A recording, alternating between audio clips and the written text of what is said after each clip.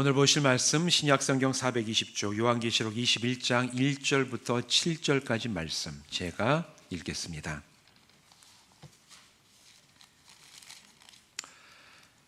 또 내가 새 하늘과 새 땅을 보니 처음 하늘과 처음 땅이 없어졌고 바다도 다시 있지 않더라. 또 내가 봄에 거룩한 성 새 예루살렘이 하나님께로부터 하늘에서 내려오니 그 준비한 것이 신부가 남편을 위하여 단장한 것 같더라. 내가 들으니 보호자에서 큰 음성이 나서 이르되 보라, 하나님의 장막이 사람들과 함께 있음에 하나님이 그들과 함께 계시리니 그들은 하나님의 백성이 되고 하나님은 친히 그들과 함께 계셔서 모든 눈물을 그 눈에서 닦아주시니 다시는 사망이 없고 애통하는 것이나 곡하는 것이나 아픈 것이 다시 있지 아니하리니 처음 것들이 다 지나갔음이로라. 보호자에 앉으신 이가 이르시되 보라, 내가 만물을 새롭게 하노라 하시고 또 이르시되 이 말은 신실하고 참되니 기록하라 하시고 또 내게 말씀하시되 이로또다 나는 알파와 오메가요 처음과 마지막이라. 내가 생명수 샘물을 목마른 자에게 값없이 주리니 이기는 자는 이것들을 상속으로 받으리라. 나는 그의 하나님이 되고 그는 내 아들이 되리라. 아멘. 기도하고 말씀 나누겠습니다. 하나님 감사합니다. 우리에게 예배할 수 있는 믿음의 공동체를 주시고 또 이 좋은 장소도 주시고 우리가 함께 모여 예배하게 하시니 진심으로 감사를 드립니다. 이제 우리가 말씀을 나눕니다. 성령님, 우리의 심령 가운데 오셔서 이 진리의 말씀을 밝히 이해하게 하시고 우리 삶에 나아갈 기준과 방향이 되게 하시고 우리 영의 생명의 양식 되게 하여 주시옵소서. 예수님의 이름으로 간절히 축복하며 기도하옵나이다. 아멘. 이 시간 이곳에서 또한 온라인으로 예배하는 모든 분들 주님의 이름으로 축복합니다. 우리 지난주에 이어서 이 시간에도 하나님 나라에 대한 말씀을 함께 살펴보려고 합니다. 우리가 이 말씀 나누는 성경 주제 시리즈가 주부에 보면 나오죠. 성경의 진리를 통해서 세상을 보다. 이제 이걸 가지고 벌써 20번째가 넘는 말씀을 이어가지고 왔고, 이제 이 말씀 전체 이 시리즈는 다음 주면 이제 마치려고 합니다. 그래서 이 마지막 하나님 나라에 대해서 우리가 이제는 성경적으로 알 필요가 있는데, 오늘 또한 하나님 나라 우리가 어떻게 성경적으로 이해하고 또 우리 마음속에 기대하면서 살아가는 것이 바른 믿음의 길을 가는 것인가, 여기에 대해서 함께 말씀을 나누겠습니다. 하나님 나라, 이 하나님 나라는 기독교 신앙의 완성이죠. 여러분, 신앙생활 왜 하십니까?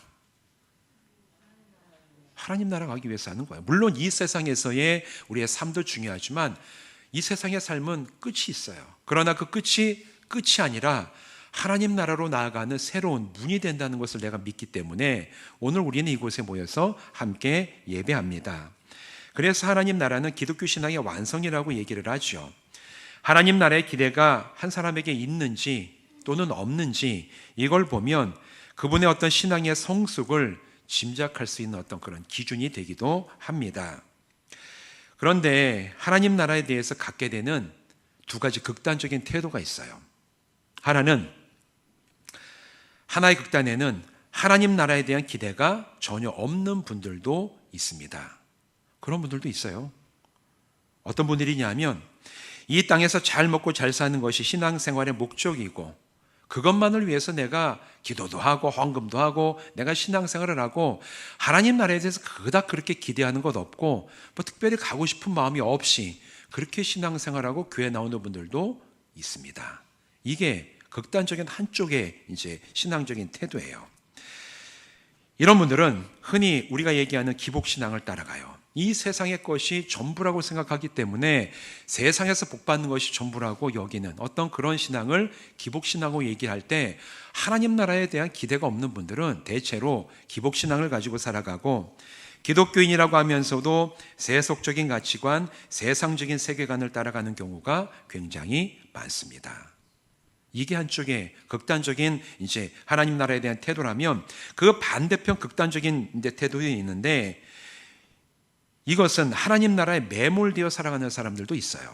모든 걸 다 하나님 나라로만 생각하고 오직 하나님 나라에 들어가는 것만 중요하다고 여기면서 그러다 보니까 세상에 살면서 감당해야 될 사명, 책임 이런 것들은 무시하고 별로 중요하지 않다. 이렇게 여기며 살아가는 반대편의 극단적인 태도를 가지고 있는 사람들도 있습니다. 이런 태도를 가지고 있는 사람들을 제일 쉽게 찾아볼 수 있는 집단은 사실 이단과 사이비에 가면 제일 많아요.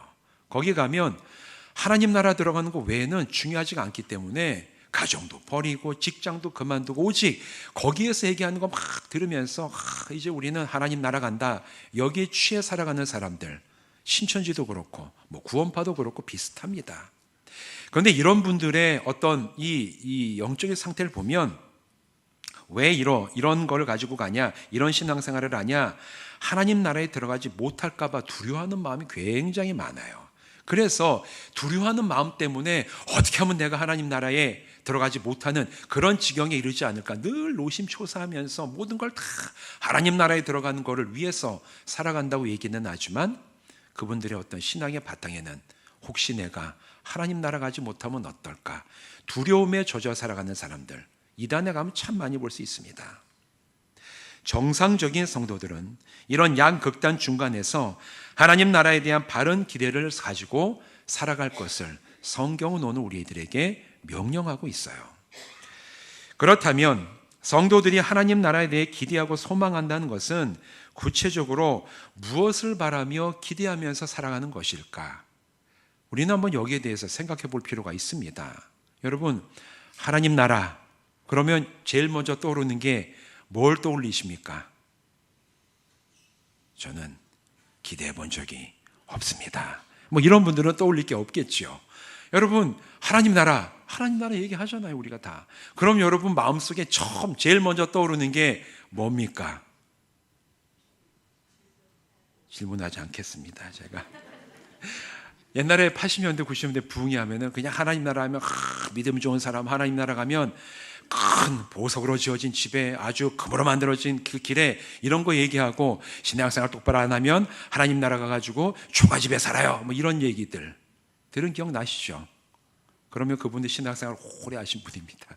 이런 것들도 있고, 이게 요한계시록에 보면 그런 이제 언급들이 있어요. 하나님 나라에서 그 나라가 어떻게 지어졌느냐, 이제 27장, 21장 후반부에 가면은 수정과 같은 것으로 만들어진 집, 길은 정금과 같더라. 이런 어떤 표현을 가지고 우리가 하나님 나라 가면 아주 정말 보석 같은 집에 살고 정말 뭐 이렇고 저렇고 얘기를 쭉 하는데, 여러분 그게 진짜 성경에서 말하는 하나님 나라에 대한 제일 중요한 부분인가? 여기에 대해서 여러분 한번 생각해 본 적 있으세요? 진짜 하나님은 우리에게 그걸 주고 싶으신 게 그 하나님 나라를 우리가 들어가라고 얘기하는 핵심인가? 성경은 뭐라고 얘기하는가? 여기에 대해서 한번 진지하게 살펴볼 필요가 있습니다. 천국에 관한 이런 관습적인 이야기들을 살펴보면 그 안에 세속적인 욕망이 깔려있는 경우가 많다. 제가 지난주, 지지난주에 말씀을 드렸죠. 내가 이 땅에서 다이아 1캐럿도 얻기 힘든데 천국 가니까 다이아로 집을 만들어준다더라. 이런 거, 그게 나에게 정말 바람이 되고 이러면 여러분, 하나님 나라에 대한 기대는 세속적인 욕망, 내 안에 있는 지금은 내가 채워지지 못하는 이 세상에서의 어떤 욕구, 심지어는 탐심을 하나님 나라에서 내가 체험받지 않을까, 그런 생각 가지고 하나님 나라를 기대할 수도 있어요. 사실 많은 경우가 그래요. 그런데 이런 것 말고 정말 성경이 증언하는 성도들이 하나님 나라에서 누릴 최고의 복은 과연 무엇일까? 무엇이 하나님 나라에서 하나님의 성도에게 주시는 가장 최고의 복일까? 오늘 우리가 여기에 대해서 한번 얘기를 하고 찾아보자는 얘기예요. 이것을 정확히 알아야지 하나님 나라를 바르게 알 수 있고, 바르게 알아야지만 우리가 하나님 나라를 온전하게 소망하면서 이 땅에 살아갈 수가 있습니다. 오늘 본문 우리가 읽은 이 말씀 가운데 바로 여기에 대한 가장 중요한 답이 나와요. 우리 3절 한번 같이 읽어보실까요? 요한계시록 21장 3절 말씀을 같이 읽겠습니다. 시작. 내가 들으니 보좌에서 큰 음성이 나서 이르되 보라, 하나님의 장막이 사람들과 함께 있음에 하나님이 그들과 함께 계시리니 그들은 하나님의 백성이 되고 하나님은 친히 그들과 함께 계셔서. 아멘. 여러분, 이 말씀이 오늘 본문 가운데 제일 중요한 말씀입니다. 성도들이 하나님 나라에서 누릴 가장 큰 복이 이 말씀 가운데 있어요. 그게 뭡니까? 하나님이 그들과 함께 계셔서. 이게 사실 제일 중요한 거예요. 요한계시록에서 얘기하는 제일 중요한 건 바로 이 3절 말씀입니다. 하나님이 너희들과 함께 계시다. 이게 제일 중요해요. 그러면 어떤 분들은 이렇게 생각을 합니다. 아니, 지금도 하나님은 우리와 함께 하시지 않는가? 우리와 함께 하시지 않습니까? 여러분, 하나님 지금 우리와 함께 하십니까? 안 계십니까? 함께 계셔요. 맞아요. 함께 하십니다. 어떻게 함께 하시느냐? 성령님을 우리 안에 보내셔서 그 성령님을 통하여 우리와 함께 하십니다. 이게 지금 하나님이 우리와 함께 하신다는 그 의미예요. 하지만 하나님 나라에서 하나님이 직접 함께 하신다는 그것은 이 땅에서 함께 하신다는 것과는 완전히 차원이 다른 얘기예요. 오늘 우리가 여기에 모인 이유는 예배하는 성도들에게 하나님께서 임재하시기 때문입니다. 우리는 이곳에 모여서 예배할 때 하나님께서 이곳에 임재하고 계세요. 왜인 줄 아세요? 예수님이 그렇게 하겠다고 말씀하셨기 때문에 그렇습니다. 마태복음 18장 20절, 두세 사람이 내 이름으로 모인 곳에는 나도 그들 중에 있느니라. 성자 하나님이 두세 사람이라도 예수의 이름에 모인 것에 성자 하나님이 함께 하신다고 약속을 하셨어요. 그리고 그 약속이 오늘 이 자리에서 성취된 줄로 믿습니다. 이곳에 하나님이 함께하고 계세요. 그럼에도 유한한 육신을 입고 살아가는 우리는 이곳에 함께 하시는 하나님을 제대로 알아보지 못해요. 그분에게 집중하는 것도 사실은 어렵습니다. 예배하는 가운데 우리가 온전하게 하나님께 집중하고 정말 하나님의 살아계신 우리가 정말 내 모든 이 인격과 영을 다해서 내가 체험하고 나간다면 얼마나 좋겠습니까? 그러나 여러분 아시잖아요. 때로는 찬송하다가 봐, 내가 집에 이 가스레인지 불을 껐나? 예배하고 설교 듣다가 이번 주에 내가 또 할 일이 뭐가 있지? 여러분, 세상적인 생각들이 우리 마음속에 생각 속에 막 왔다 갔다 해요. 안 그러세요? 저는 그래요. 예배하는, 이끌어가고 있는 제가 그래요. 우리 성도님들, 목회자는 뭐가 좀 다른가 하면 성도님들이 예배 드릴 때 앞에 들어오시면 표정을 봅니다. 표정을 보면서 밝게 들어오시면 잘 지내셨구나. 그런데 뭐가 어두운 표정하고 들어오면 대번에 알아보고 뭐가 일이 있구나. 목회자 그래서 제가 가끔씩 이제 찬송가 가사를 막 헷갈릴 때가 있어요. 그거는 당황해서 그런 겁니다. 들어오신 모습 보면서. 이게 예배 드릴 때도 우리가 하나님께 온전하게 집중하는 게 이렇게 어렵습니다. 왜 그러냐? 우리가 연약한 육신을 입고 살기 때문에 그래요. 그런데 그리고 또 하나님을 아는 것도 부분적으로만 알아요. 내가 하나님을 알고 싶다고 해도 내가 아무리 지혜가 있고 이성이 뛰어나고 정말 영적으로 탁월하다고 할지라도 이 땅에서 우리가 하나님을 아는 것은 아주 부분적입니다. 우리가 인간이기 때문에 그래요. 그런데 하나님 나라에서는 달라요. 고린도전서 13장 12절에 사도 바울은 이렇게 얘기를 합니다. 우리가 지금은 거울로 보는 것까지 희미하나 그때는 얼굴과 얼굴을 대하여 볼 것이요 지금은 내가 부분적으로 아나 그때는 주께서 나를 아신 것 같이 내가 온전히 알리라. 제가 참 좋아하는 말씀인데, 지금은 거울로 보는 것 같다. 이 얘기는 우리가 지금 쓰는 거울을 생각하시면 안 됩니다. 고대 사회의 거울은 청동 거울이었어요. 청동을 쫙 열심히 닦으면 이게 약간 반짝반짝해지면서 어렴풋하게 비쳐요. 거울이라고 하죠. 우리가 보는 거울에 1000분의 1도 안 보입니다. 박물관에 가시면 지금 그런 거울이 있어요. 이런 거울로 보는 것 같이 희미하대요.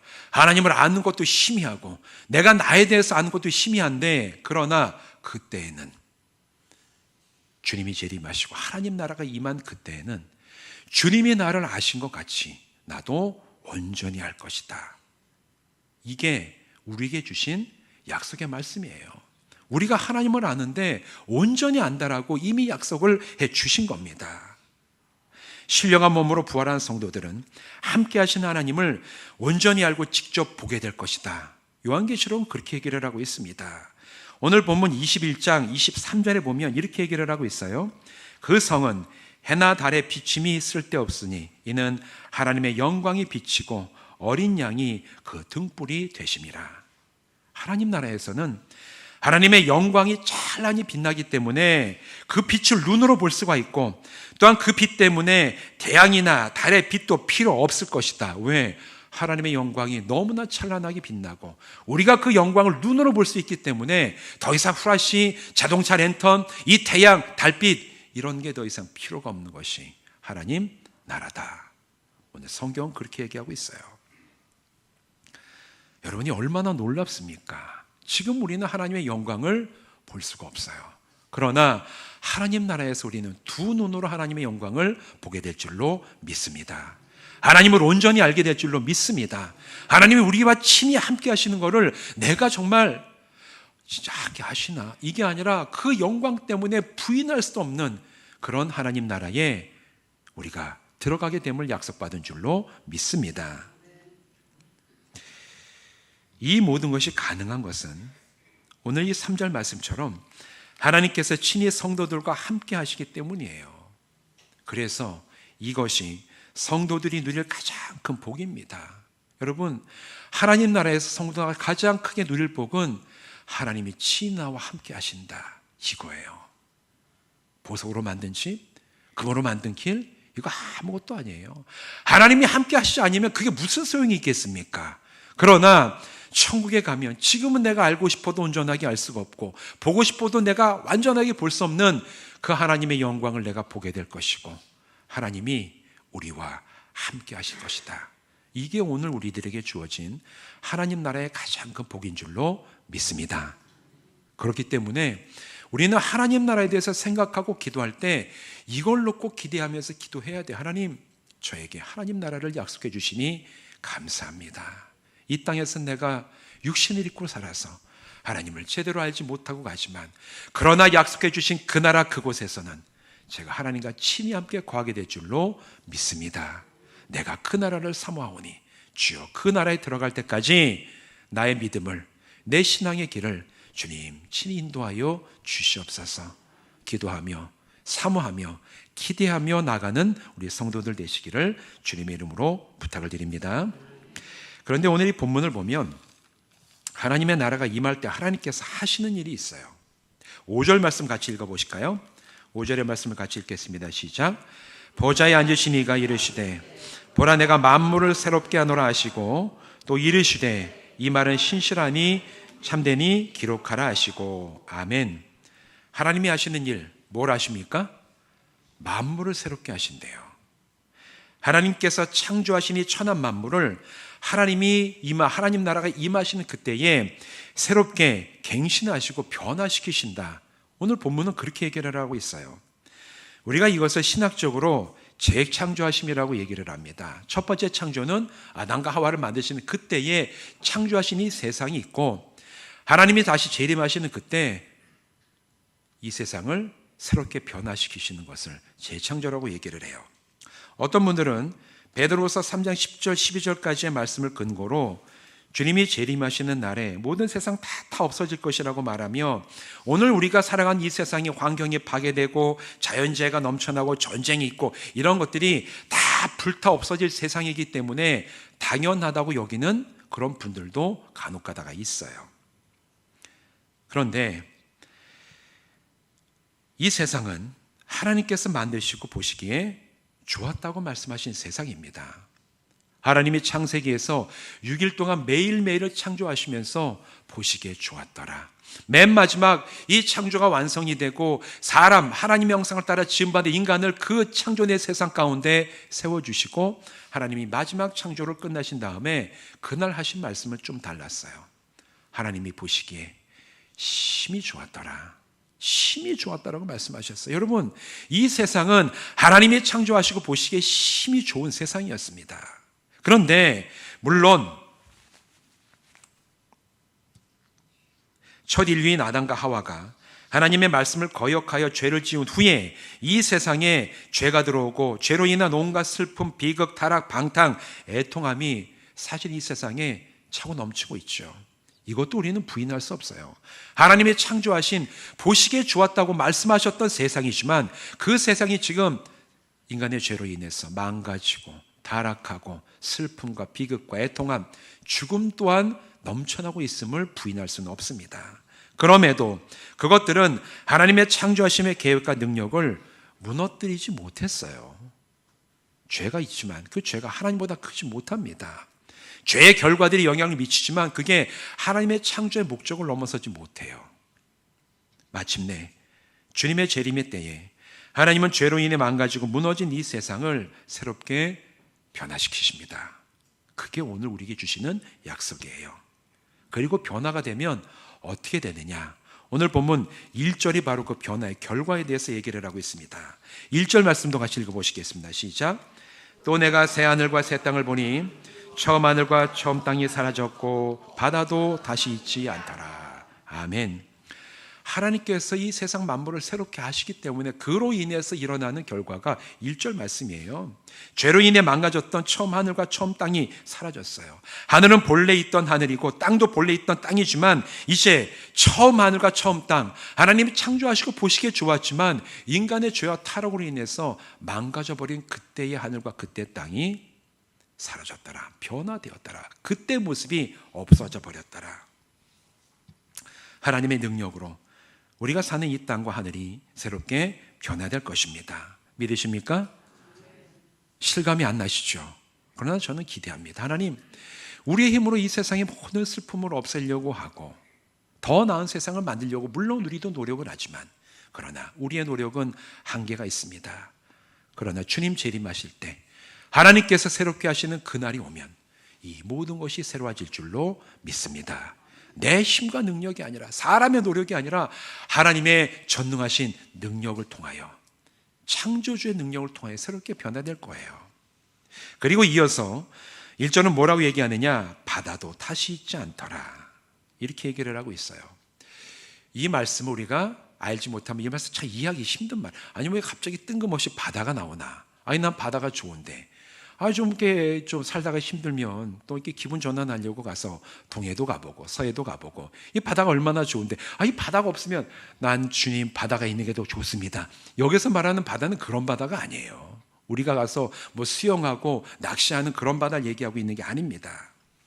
유대인들에게 이 성경시대 유대인들에게 바다는 악의 세력이 출몰하는 곳이고 하나님의 대적 사탄이 거하는 곳이고 죄로 가득한 곳을 상징하는 단어가 바로 바다예요. 그래서 요한계시록을 쭉 읽어보면 하나님을 대적하는 사단의 상징이 용인데 용이 어디에서 나옵니까? 바다에서 나와요. 그리고 교회를 대적하는 또 성도들을 괴롭히는 짐승들이 나오는 곳이 어디입니까? 바다에서 짐승이 나와요. 바다는 그래서 이 바다는 우리가 수영하는 동해서의 남해 이 바다가 아니라 하나님을 대적하는 악의 근원을 얘기를 합니다. 죄의 원천이고 악의 근원이 바로 바다라는 거예요. 그런데 하나님께서 만물을 새롭게 하시면서 바다가 사라진대요. 이건 당연합니다.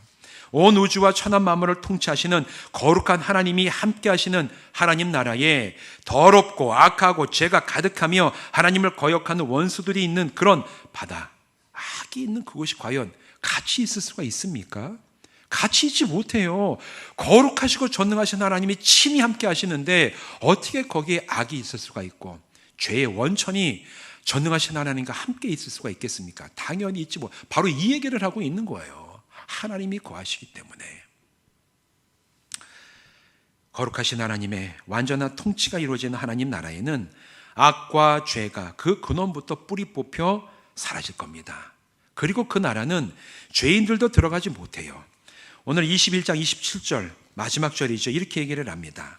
무엇이든지 속된 것이나 가증한 일 또는 거짓말하는 자는 결코 그리로 들어가지 못하되 오직 어린 양의 생명책에 기록된 자들만 들어가리라. 스스로 죄인임을 자각하고 예수 십자가 보혈의 공로를 힘입어 죄 용서함을 받지 못한 자들은 하나님 나라에 들어갈 수가 없어요. 거룩하신 하나님께서 통치하시며 함께 하시기에 죄의 바다가 사라지고 죄인들까지도 하나님 나라에는 들어갈 수가 없는 게 바로 하나님 나라입니다. 그래서 하나님 나라에는 악과 죄가 없습니다. 그 나라가 하나님 나라예요. 그리고 난 다음에 하나님이 함께 하시고 이 죄와 악이 사라지기 때문에 일어나는 결과가 오늘 본문 말씀의 4절의 말씀이에요. 우리 4절 말씀도 함께 읽어보겠습니다. 시작. 모든 눈물은 그 눈에서 닦아주시니 다시는 사망이 없고 애통하는 것이나 곡하는 것이나 아픈 것이 다시 있지 아니하리니 처음 것들이 다 지나갔음이로라. 아멘. 여러분, 이 세상에서 당하는 비극, 고통, 슬픔, 아픔, 애통함, 이별, 죽음, 이게 어디에서 시작이 되죠? 죄에서 시작이 됩니다. 그런데 하나님 나라에 뭐가 없다고요? 죄가 없어요. 죄인도 못 들어가요. 악의 근원은 뿌리부터 뽑혀서 없어질 겁니다. 그래서 4절 말씀이 하나님 나라에서 성취가 되는 거예요. 죄가 없기 때문에 죄 때문에 겪을 수밖에 없는 여러 가지 죄의 결과들, 이런 것들은 더 이상 하나님 나라에서 없을 것이다, 이렇게 얘기를 하고 있습니다. 죄가 모든 것의 시작이죠. 야고보서 1장 15절 말씀입니다. 욕심이 잉태한 즉 죄를 낳고 죄가 장성한 즉 사망을 낳느니라. 사망의 근원이 무엇이라고요? 죄라고 얘기를 하고 있죠. 골로새서 3장 5절 말씀입니다. 그러므로 땅에 있는 지체를 죽이라. 곧 음란과 부정과 사욕과 악한 정욕과 탐심이니 탐심은 우상 숭배니라. 탐심이 죄로 이어지고 죄의 끝에는 죽음이 찾아왔어요.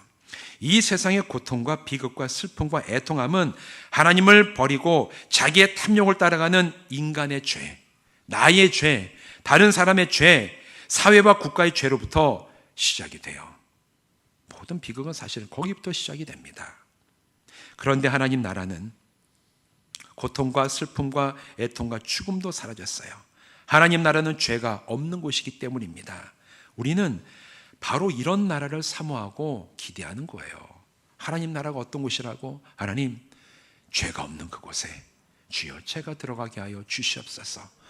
내가 지금은 이 땅에 살면서 때로는 죄 짓고 흔들리고 낙심하고 넘어질지라도 어린 양의 피로 속량하신 그 은혜를 주님, 제가 힘있고 믿음으로 주님 앞에 나가서 마지막 주님이 오시는 때에 하나님 나라에 들어갔을 때 죄가 없는 그곳에서 더 이상 죄의 결과에 우리가 얽매이지 않고 기쁨과 감사와 찬양으로 하나님 나라에 주님과 친히 거하며 살아가게 하여 주시옵소서.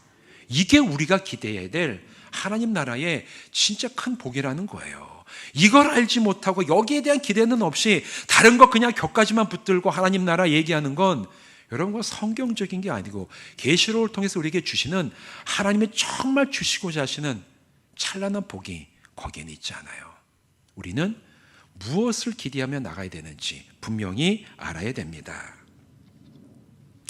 우리가 바로 이런 하나님 나라를 기대하며 사모하며 나가는 성도 되시기를 바랍니다. 오늘 읽은 이 말씀 2절을 보면 하나님 나라를 하늘로부터 임하는 거룩한 성 새 예루살렘이라고 묘사하고 있어요. 저는 2절 말씀을 보면 이 하나님 나라가 임하면 그 나라가 어떤 나라일까?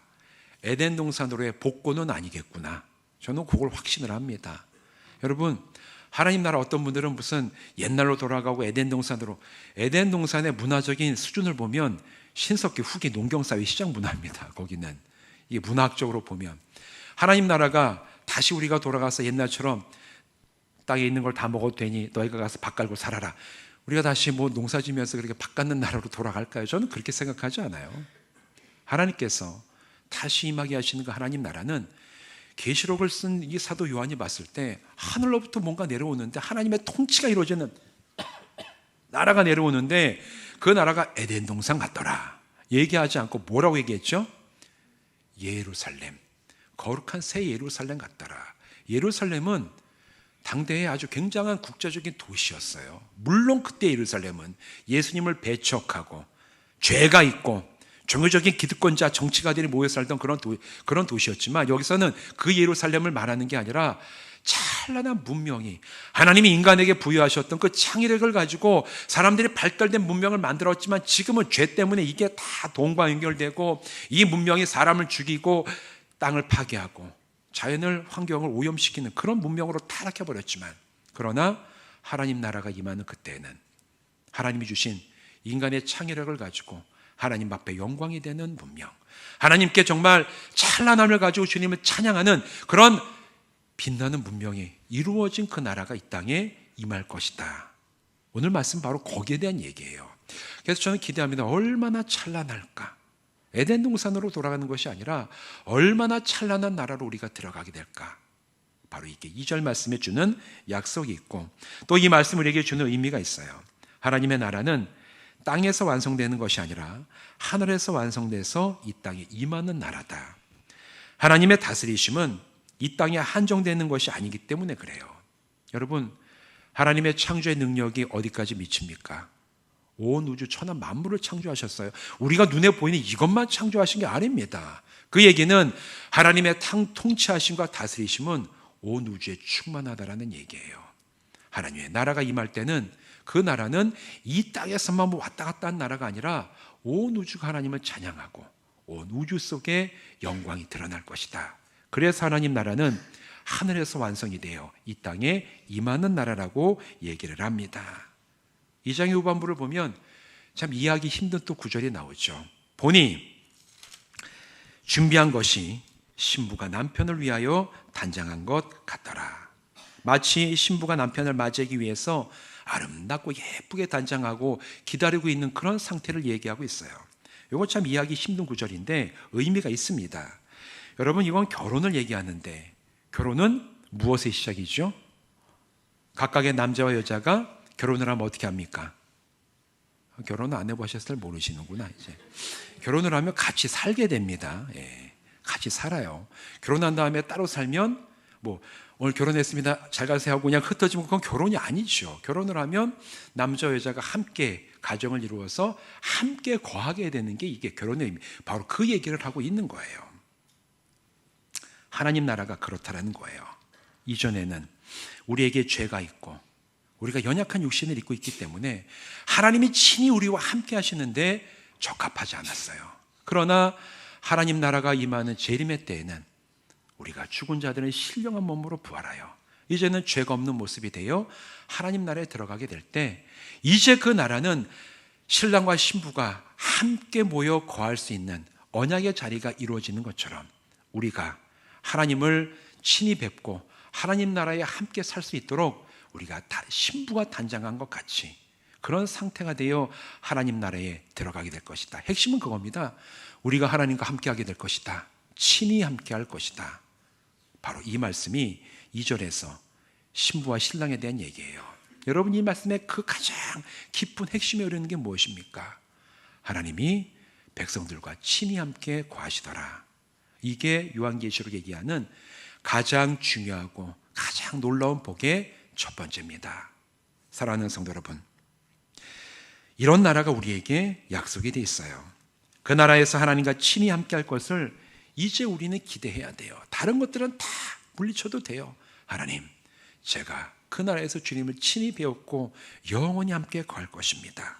모든 죄가 사라져 거룩해진 곳에서 더 이상 죄의 결과로 고통당하지 않을 그 나라, 주여 저에게 약속해 주시니 감사합니다. 제가 그 나라를 오늘 소원합니다.